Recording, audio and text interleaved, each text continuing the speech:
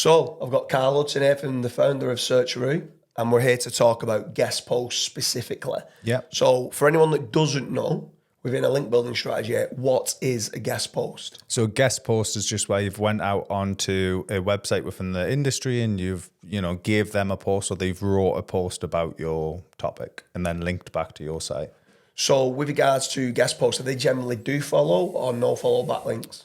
Generally, most people, especially if you're looking to buy them, will be looking for do follow, but I personally wouldn't really mind if it's do follow or no follow. Right, okay. So, and do you find that guest posting is a good strategy for helping your SEO moving forward to better rankings? Yeah. Would you prefer to have a guest post over a niche edit, or a niche edit over a guest post? So this very much depends on where you are in the backlinking process. If the website's relatively new, I would always suggest a guest post over a niche edit.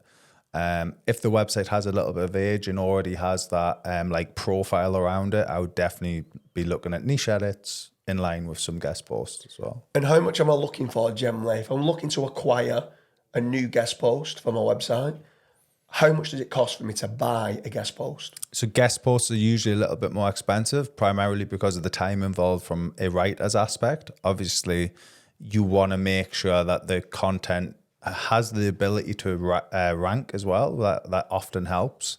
So anywhere between $150 to $400-500, depending on the niche, it can be more. So some people talk about, with regards to guest posts, the term RSOS, which stands for reverse sink or swim. Do you believe that relevance is an important factor when you're looking at guest posts?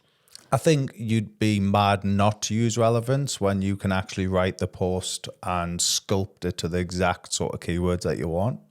Would you ever try and rank your guest posts? Yeah, so ranking the guest posts, obviously click-throughs from other referrers or other sites can help. It's any form of traffic's a good idea. And when I'm looking to purchase a guest post from you as being a link building agency, how long does it take once I've purchased that?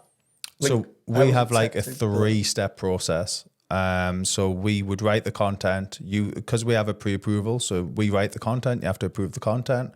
Once you've approved the content, the team's already working in the background to find some good sites to match your customer profile. Once that's matched, we show you those sites that we think are good. You get to approve those sites or disapprove. And then once that's done, it would be anywhere up to 4 weeks.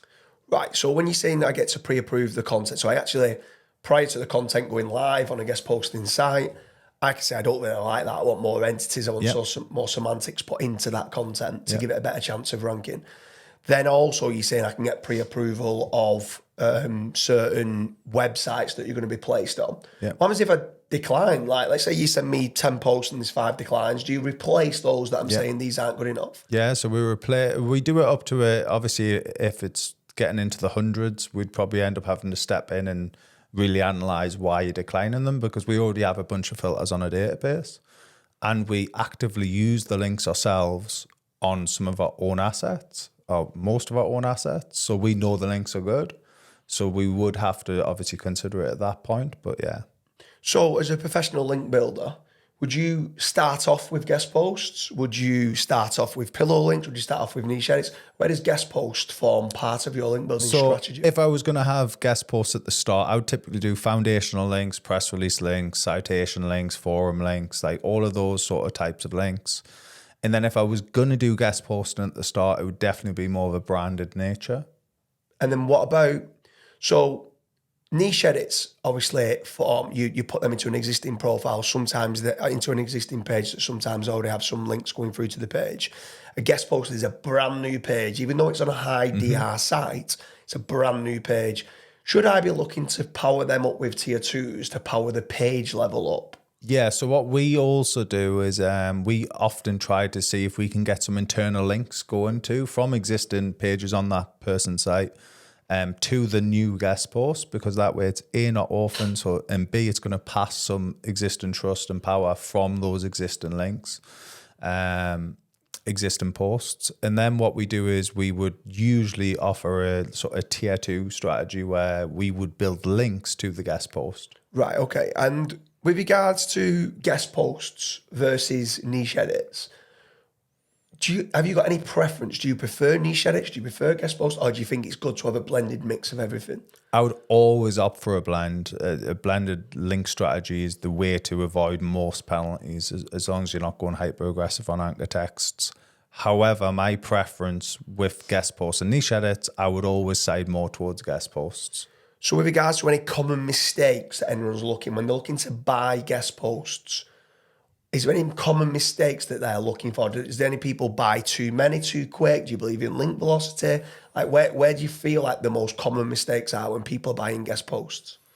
I think one of the main upsets with guest posts is a lot of people just aren't even bothered if it's an orphan page or not. And that's one of the core elements that we try to do and try to offer as much as possible is, internally link to that page because it's going to get indexed quicker. It's not just left orphaned on a site.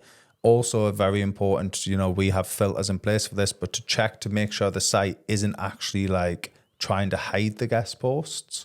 Like it needs to have a link within the hierarchy of the site that is crawlable. There are some webmasters who know they can make a quick bang for the buck and also reduce the risk to their own site by hiding that. Yes, I mean, so if I'm summarising with regards to anyone who's looking to do guest posts, they're great because they're relevant. You're lining up the relevance because you're going to actually try to physically rank the guest post for what you're trying to rank for on your own website. They do follow backlinks. You can do the link velocity of whatever you would like to do. You can power the actual guest posts up with tier 2s. And overall, they're a great strategy to have in a blended mix with niche edits and citations and other pillar links. And they're there for you to be able to rank higher with Google. Would you agree on that? Yep, 100%.